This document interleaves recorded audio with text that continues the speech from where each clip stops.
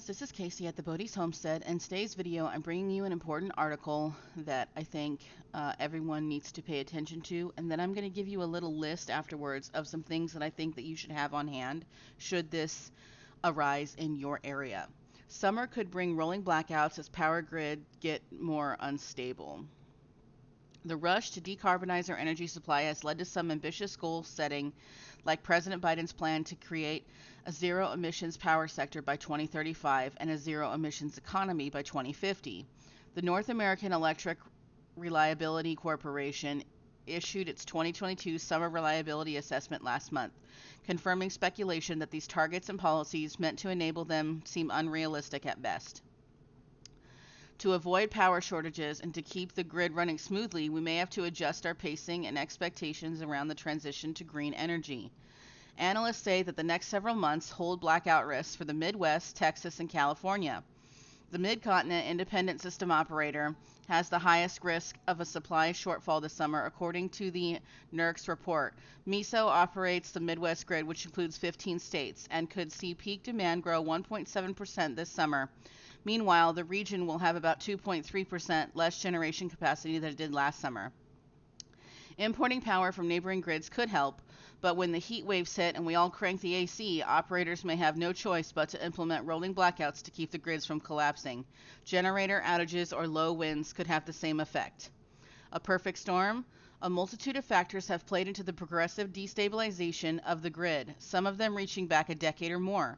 The drop in price of natural gas after advances in fracking in 2008, for example, drove down wholesale electricity prices and led to nuclear relative cost rising, making it less desirable supply source and ultimately contributing to nuclear plant shutdowns.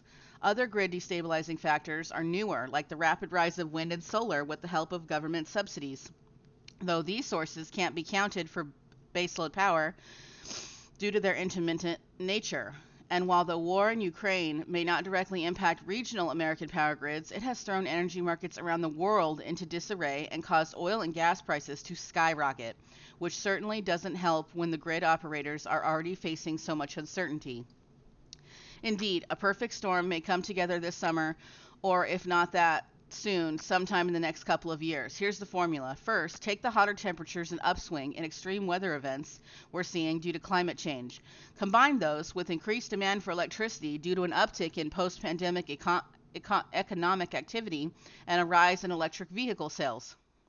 Then, rather than rising supply, see the decommissioning of coal and nuclear power plants taking place across the country and the lack of replacement sources to close the resulting gigawatt-hour gaps. MISO, for instance, is seeing the closure of coal and gas plants that produce 13 gigawatts of power by 2024, and only 8 gigawatts of replacement sources are currently underdeveloped in the region.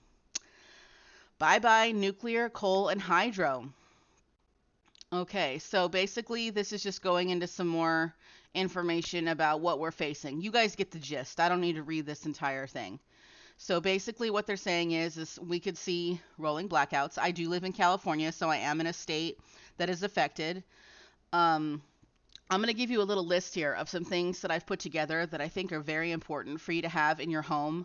If you're new to prepping or you're not a prepper, but you just want to become a little bit more self-sustainable, or you're thinking, maybe I should have a couple emergency items on hand just in case this happens in my area, here's a list for you. Lanterns, flashlights, batteries for those items. Now you also need a backup.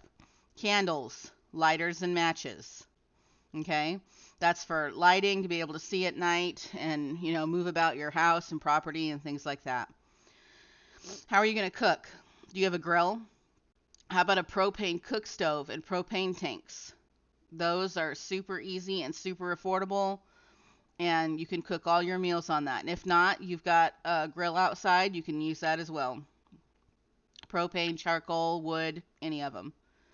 Cases of water. Having water on hand is extremely important, especially if you live in states like California or Texas, and we're going to have rolling blackouts in the middle of the hot, hot summer.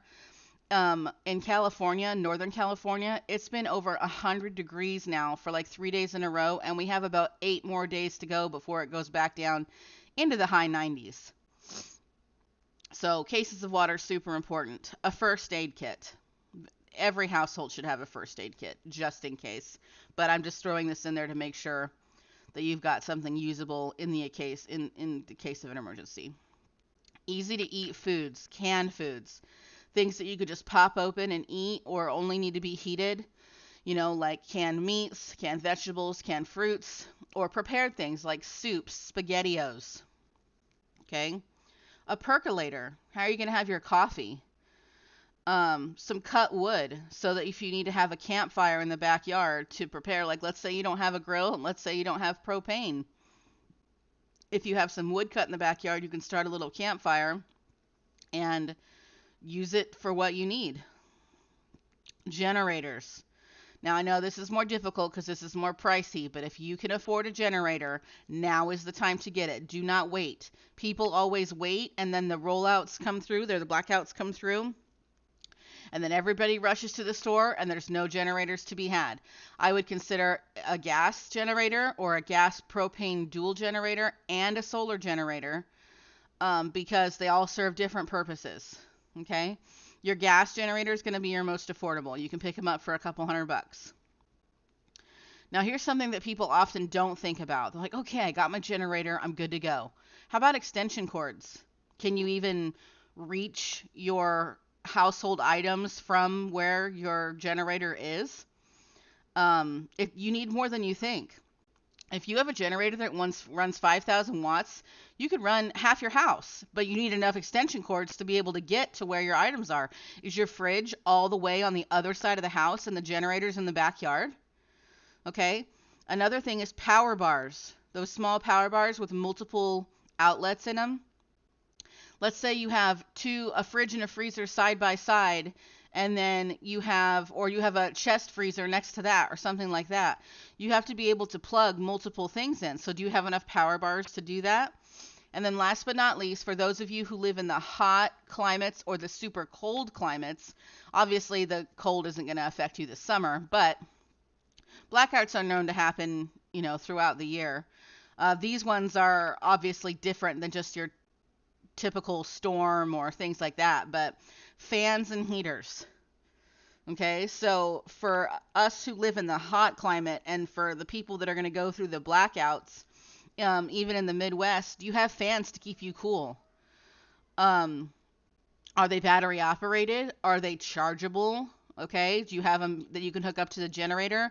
My most recent purchase was an actual standing swamp cooler, where you can just add the cold water and plug it into the generator and you have cool air in the middle of 106-degree weather with no air conditioning.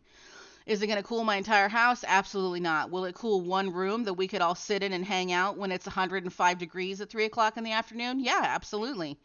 And on top of having that, it's a fan, so it blows. We have extra fans, so we can move the air around constantly and be able to live.